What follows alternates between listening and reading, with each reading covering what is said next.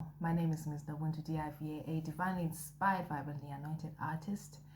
I have just finished a video on the dangers of self-betrayal. I will post it up here. It is Heat Series number 95. I came on here to say, I have been following this 𝓻𝓮 𝓢𝓽𝓪𝓶 story.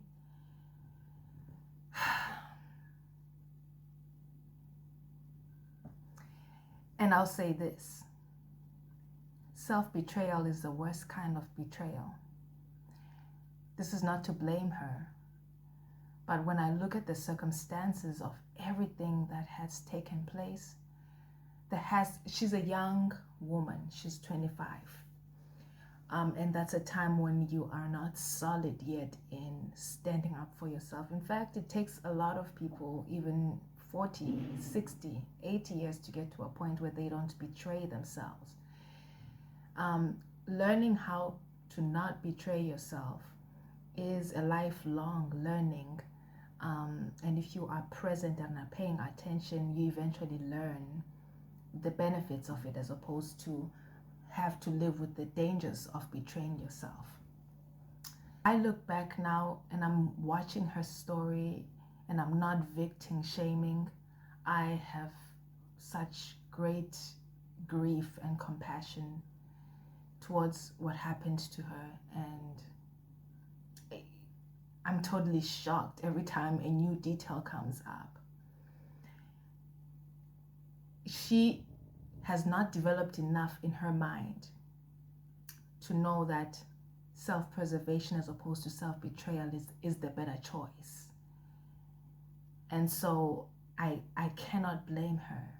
But this is a clear example of seeing the signs, seeing the red flags, seeing the disdain on people's faces, and seeing all the covert and overt things, whether they're being said or whether you see it on people's eyes, because the eyes are the windows to the soul.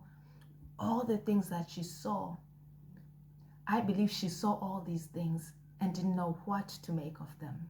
At the young age that she was at of 25, she had no life experience enough to know how to interpret what she was seeing and what she was experiencing as hatred from her friends, as shade from her friends, as disdain from her friends. So she stayed with this demonic 6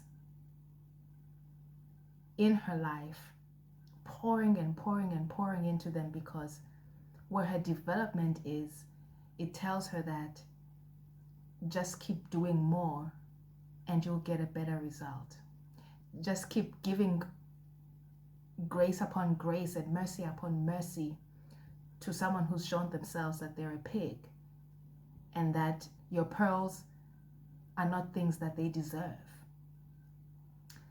She was at an age where she didn't know how to stop and close her hand. And if we all jog back and remember how we were in our 20s, we were all, or a large amount of us, were like this. And which is why our friendship circles fall apart in our 30s, is because we grow up and we become people who don't betray ourselves. Whereas in our 20s, the lines of boundaries are blurred. The signs were there.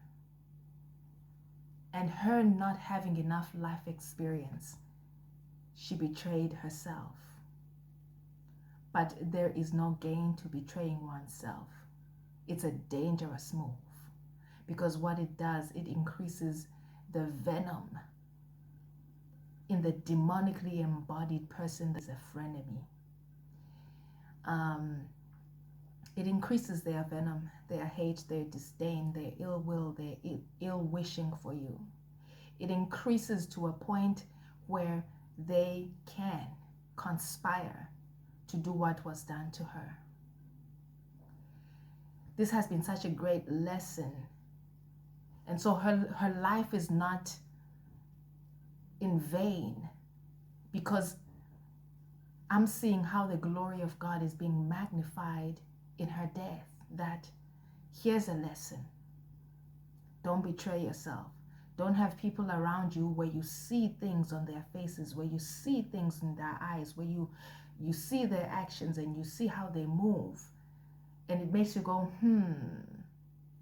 even if you don't have the language to say what it is, but if it makes you go, I don't know what that is, but it makes me feel uncomfortable. Okay, let me love them more. No, that's a sign. God is saying, back up, close your hand, spend less time with this person. Pay attention to the gut feeling, the discernment, which moves at the speed of light, and it will tell you what it is before you can actually logically explain what it is. So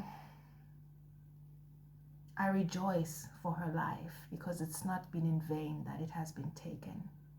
Still the glory of God is being glorified, and these people will be caught. These demonics will be caught, and she will get her justice.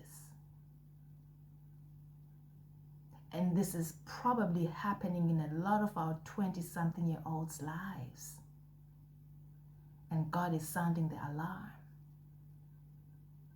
to glorify himself.